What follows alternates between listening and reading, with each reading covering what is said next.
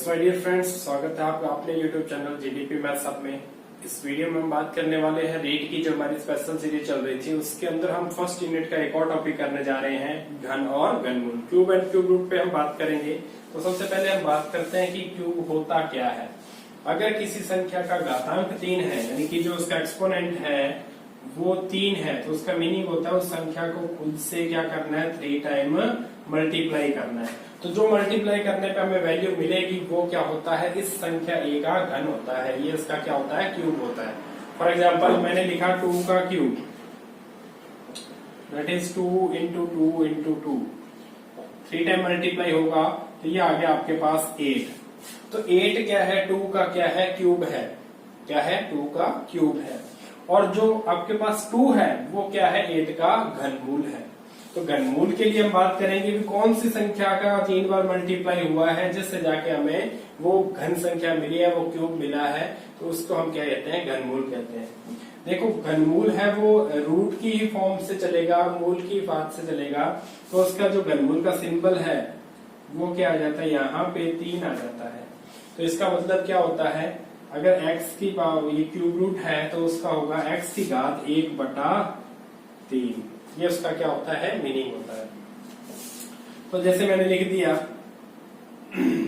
8 का cube root, या इसको मैंने ऐसे लिख दिया क्यूबिक रूट ऑफ 8, तो आंसर कितना आएगा, 2 आएगा। तो उसका घनमूल कितना होता है, 2 होता है। तो ये आपके पास घन और घनमूल है। बेसिकली इनका जो क्वेश्चन होता है वो घातांक से ही संबंधित इसके अंदर जो क्वेश्चन है वो बनता है। तो इस टाइप के आगे के इसके जो कुछ इंपॉर्टेंट फैक्ट्स हैं वो हम देख लेते हैं। कुछ इंपॉर्टेंट फैक्ट्स फ्रेंड्स देखो कैसे। सम संख्या का क्यूब जो होता है, यानी कि उसका जो घन होता है वो सम होता है, विषम का जो घन होता है वो क्या होता है, विषम होता है। सम संख्या यानी धनात्मक, इसके अलावा धनात्मक संख्या है तो उसका जो क्यूब होगा वो भी धनात्मक होगा, और नेगेटिव है तो उसका क्यूब भी क्या होगा, नेगेटिव होगा। उसके बाद में आता है सेकंड पॉइंट, किसी संख्या का घन उतनी ही संख्या यानी कि उस संख्या के बराबर क्रमागत विषम संख्याओं के योग के क्या होता है, तुल्य होता है। देखो आपके पास 2 का क्यूब करेंगे तो 8 होता है, तो 2 का क्यूब 8 है, वो 2 कंटिन्यूअस क्या होगा, विषम संख्याओं के योग के बराबर होगा। 2 कंटिन्यूअस ओड नंबर्स हैं, उनके सम के इक्वल होगा। तो 3 और 5 दो कंटिन्यूअस ओड नंबर है, इनका सम करेंगे 8 आता है। 5 का क्यूब 125 होता है, तो इसके लिए आपके पास 5 कंटिन्यूअस जो आपके पास क्या है, ओड नंबर्स हैं, 21, 23, 25, 27, 29, इन सभी का सम करेंगे कितना आएगा आपके पास, 125। नेक्स्ट आता है आपके पास इंपॉर्टेंट है हार्डी रामानुजन संख्या। जिसमें डियर स्टूडेंट फ्रेंड्स, जो आपके पास आपको सभी को पता है, हमारे जो रामानुजन है, श्रीनिवास रामानुजन, वो हमारे इंडियन मैथमेटिशियंस थे।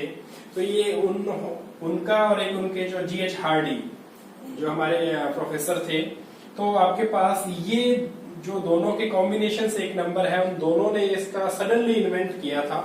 तो वो जो संख्या है वो क्या कह रहा है कि ऐसी कोई पॉजिटिव संख्या, ऐसी धन संख्या जो 2 क्यूब घन संख्याओं के योग के रूप में अलग अलग तरीके से लिखी जा सके, यानी कि एक पॉजिटिव नंबर जो 2 क्यूब के अलग अलग फॉर्म से लिखा जा सके सम की फॉर्म में, तो वो क्या होता है आपके पास, हार्डी रामानुजन संख्या होती है, हार्डी रामानुजन नंबर होता है। जब वो ये रामानुजन सर काफी बीमार थे तो उनका जीएच हार्डी सर पता लेने आए थे। आपने जाते हैं किसी का अपने नोन का पता लेने के लिए, तो इंग्लैंड से जब आए थे वो, तो उन्होंने जो जिस टैक्सी में आए थे उस टैक्सी का नंबर था 1729। और जब उस रामानुजन से बात करने लगे तो उन्होंने उससे पूछा कि Ramanujan, tell me this, I think this number is 1729 is looking me different, मुझे एक अलग तरीके से दिखाई दे रहा है, इसमें ऐसा क्या स्पेशल हो सकता है। तो इसमें कुछ भी स्पेशल नहीं है, नथिंग, इसको अलग अलग तरीके से रिप्रेजेंट कर सकते हैं। तो उन्होंने कहा ये सडन, मतलब ऑन द स्पॉट उनका मतलब क्या है कि उन्होंने इस टाइप से इसका इन्वेंशन था। हालांकि उनके माइंड में पहले था, जब मतलब अपनी लाइफ के लास्ट टाइम के अंदर भी वो काफी एक्टिव थे Ramanujan sir. So it is a big, so 10 का क्यूब और 9 का क्यूब वो भी कितना होता है, 1729 होता है। 12 का क्यूब और 1 का क्यूब वो भी कितना होता है, 1729 होता है। 12 का क्यूब होता है 1728 और ये 1 आ जाएगा 1729। तो सबसे जो छोटी, यानी कि ये पहला नंबर है जो आपको इससे पहले कोई भी ऐसी पॉजिटिव नंबर नहीं मिलेगी जो आपके पास दो अलग अलग तरीके से क्यूब का सम एक्सप्रेस कर सकती हो। तो ये पहला नंबर है। तो सबसे छोटी हार्डी नामोनोजन संख्या क्या आ जाएगी, 1729 आ जाएगी। उसके बाद में फोर्थ पॉइंट की हम बात करते हैं। तो एक घन संख्या सदैव दो या दो से ज्यादा घन संख्याओं के गुणा के रूप में व्यक्त होती है। यानी कि कोई भी आप क्यूब नंबर लो, वो क्यूब क्या होता है, दो क्यूब नंबर्स का प्रोडक्ट जरूर होता है, दो या दो से ज्यादा भी हो सकती है। तो देखो आपके पास 1 इंटू 8, 8 1 जा 8 हो गया, 1 भी क्यूब है 8 भी क्यूब है।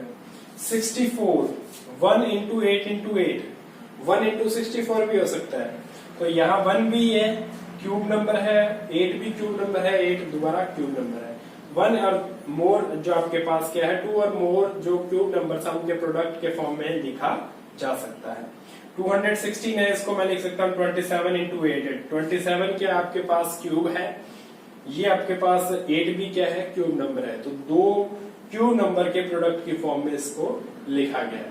ये कुछ इंपॉर्टेंट फैक्ट्स हैं इनके। इसके बाद हमारे पास जो है वो घनमूल निकालने यानी कि क्यूब रूट निकालने का मेथड थोड़ा देखेंगे और उसके बाद हम कुछ क्वेश्चंस करेंगे।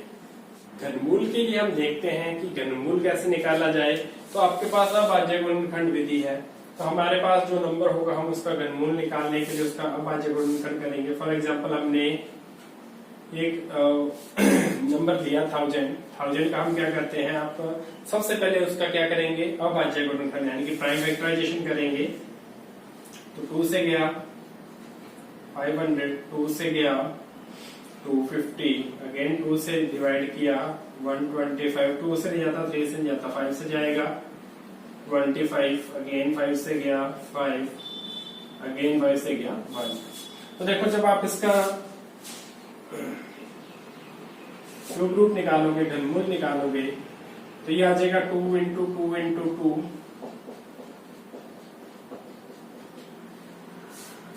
देखो क्या होता है, जब आपके पास स्क्वायर एंड स्क्वायर रूट निकालते हैं यानी कि आप वर्गमूल निकालते हैं, तो उसमें पावर यहाँ पे कितनी होती है, 2 होती है। तो वहां से आप 2 के पेयर्स बनाते हैं। यहाँ 3 है तो यहाँ क्या होंगे, ट्रिपलेट्स बनेंगे और 3 की आपके पास कॉम्बिनेशन बनेगी।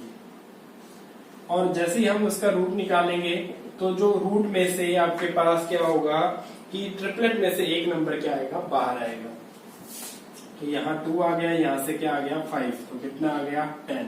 तो क्यूबिक रूट ऑफ 1000 कितना आ जाएगा आपके पास, 10 आ जाएगा। तो इस टाइप से हम घनमूल निकालते हैं।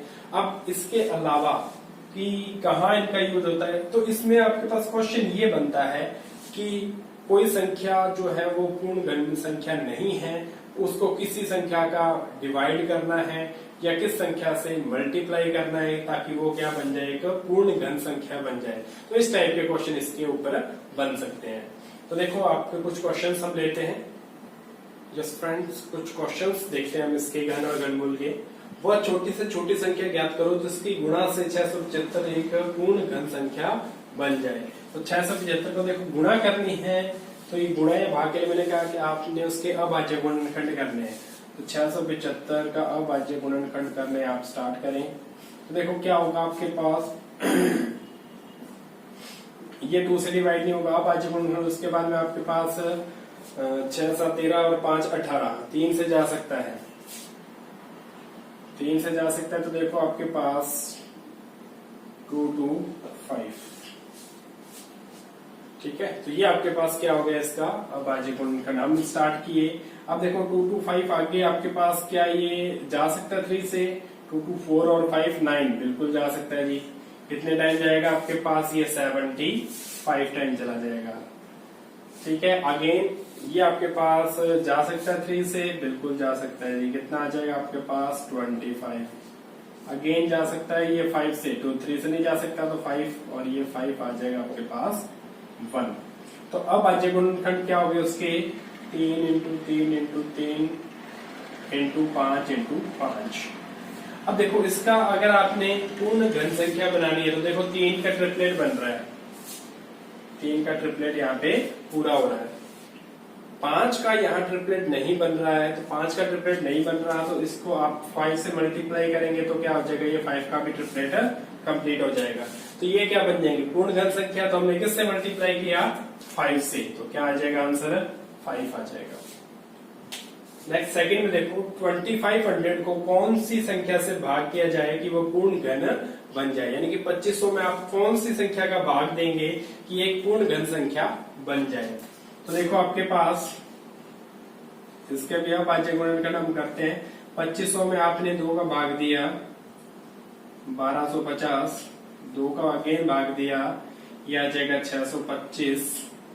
अब 2 का तो नहीं जाता आपके पास, 5 से 2 125, अगेन 5 से दिया 25, 5 से किया 5 और 5 से किया लास्ट में 1।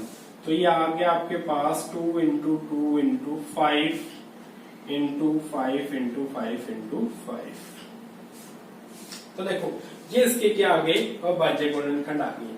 जब आपको मैंने कहा कि जब गुणा करनी हो तो जिस संख्या का आपके पास क्या कह रहे हैं कि जो ट्रिपलेट नहीं बन रहा, उसको पूरा करने के लिए आपको जो मल्टीप्लाई करनी है वो क्या आ जाएगी, गुणांक वाली संख्या आ जाएगी।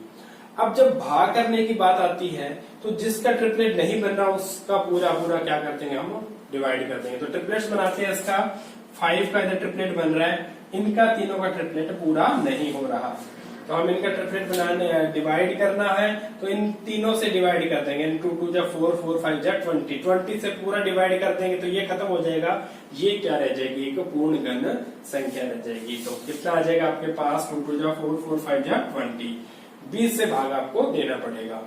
अगर आपको कहता कि गुणा करनी है तो ट्रिपलेट बनाना है, तो देखो यहाँ 2 का नहीं है तो एक 2 की रिक्वायरमेंट रहेगी, और एक आपके पास 5 के पेयर में 2 नहीं है, 5 के ट्रिपलेट में 2 नहीं है, तो 2 2 5, तो ये इससे मल्टीप्लाई करनी पड़ती, तो ये आ जाएगा 50 की आपको मल्टीप्लाई करनी पड़ती। तो ये ध्यान रखें भी क्या पूछा गया है, भाग का पूछा या गुणा का पूछा। उसके बाद थर्ड क्वेश्चन है क्यूबिक रूट, इसका मान हमें क्या ज्ञात करना है, क्या होगा। तो देखो सबसे पहले ये क्या है आपके पास, -5 का क्यूब हमने ले लिया, इंटू ये 12 का क्यूब होता है, और इसका हमें क्या करना है, क्यूबिक रूट निकालना है। देखो यहाँ ट्रिपलेट्स है, रूट से क्यूबिक रूट हट जाएगा, तो क्या आ जाएगा -5 इंटू 12, तो क्या आ जाएगा आंसर आपके पास, 12 5 जा 60, 60 और -60 2 है, तो सिंबल माइनस का है, इसलिए क्या आंसर आएगा, -60 आएगा।